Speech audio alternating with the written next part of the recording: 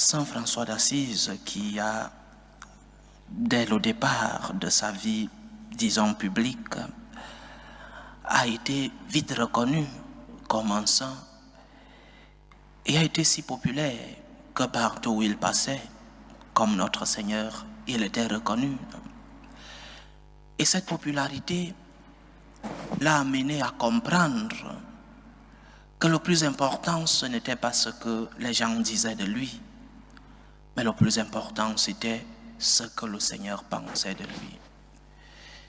Et il dit un jour, lorsque des gens voulaient lui remplir d'éloges, d'applaudissements, il déclara: nous sommes ce que nous sommes devant Dieu et rien de plus. Nous sommes ce que nous sommes devant Dieu et rien de plus.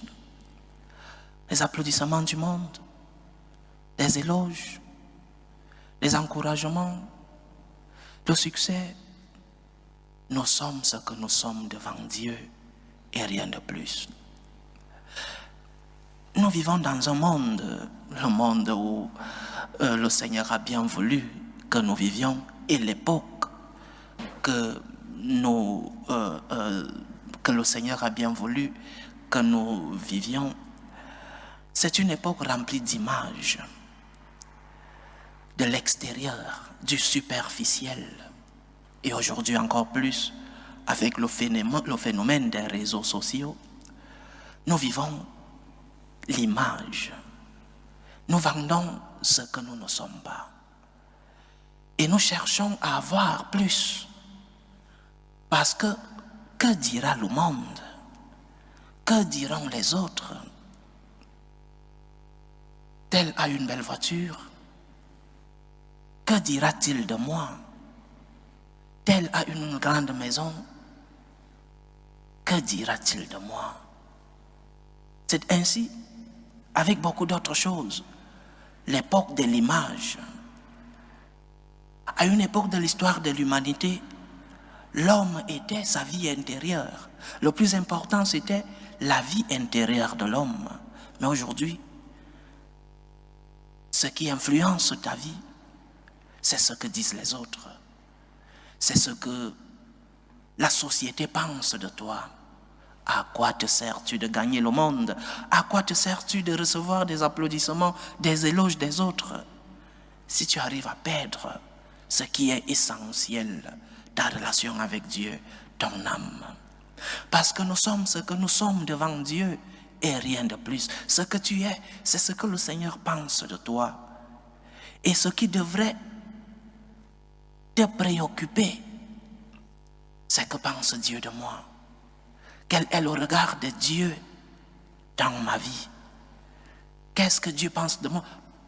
Parce que pense celui qui est à côté de moi. Parce que celui-là, aujourd'hui, dira du bien de moi, et demain, il pourra changer d'idée. Et que feras-tu si celui qui t'a applaudi aujourd'hui te jette des pierres demain? Mais le Seigneur est constant avec nous. Le Seigneur est constant en amour, en miséricorde, en compassion avec nous. Le regard du Seigneur ne change pas parce que nous avons péché ou parce que nous avons fait du bien. Il est amour, amour gratuit, amour inconditionnel. Nous sommes ce que nous sommes devant Dieu et rien de plus. Ce que tu devrais donc chercher dans ta vie, c'est de plaire à Dieu. Ce que tu devrais chercher dans ta vie, c'est de construire une relation d'amitié avec Dieu, pas de remplir ta vie, accumuler pour que les autres t'applaudissent, pour qu'on parle bien de toi. Et lorsque ces éloges finiront, qu'est-ce que tu deviendras? Et lorsque viendront les moments de crise, qu'est-ce que tu feras? Construire une relation stable, ferme avec le Seigneur. Une relation forte avec ton Dieu. Une relation où le Seigneur occupe la première place dans ta vie. Une relation où le Seigneur est le maître de tes activités, le maître de ton quotidien. C'est en cela que tu reçoives des éloges des autres ou pas. Que les autres ait des grandes maisons, des grosses voitures ou pas. Ta vie sera une vie équilibrée. Tu auras une vie intérieure pleine. Tu auras une vie intérieure remplie de grâce de Dieu.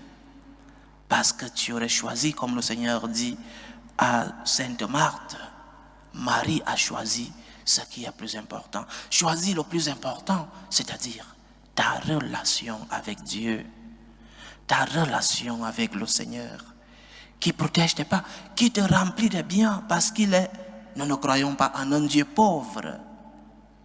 Les biens de la vie, les biens matériels, le Seigneur nous les a donnés pour que nous puissions jouir de la vie, que nous puissions avoir une vie pleine sur la terre.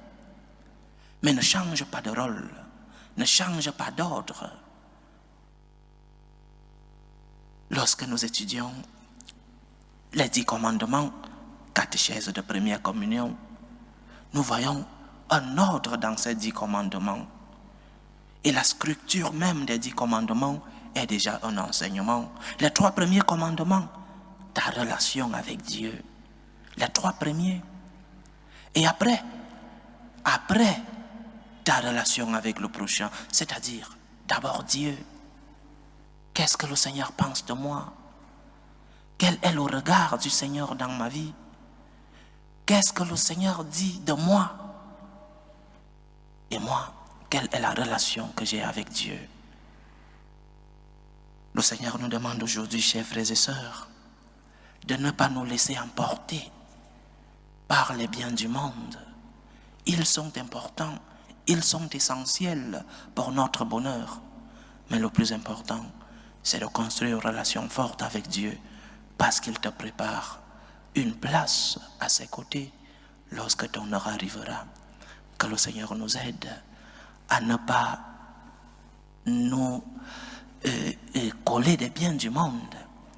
Que le Seigneur nous aide à ne pas mettre tout notre cœur dans ce qui est périssable, mais à mettre Dieu à la première place. Les biens spirituels sont les biens qui sont éternels. Que le Seigneur couvre nos cœurs de ces biens spirituels pour que nous puissions nous détacher des biens matériels et avoir comme objectif être plein de Dieu, être plein de ces grâces spirituelles que le Seigneur nous promet. Dieu est éternellement amour. Dieu est éternelle bonté. Nous sommes ce que nous sommes devant Dieu et rien de plus. Que le Seigneur nous garde. Loué soit Jésus-Christ. À jamais.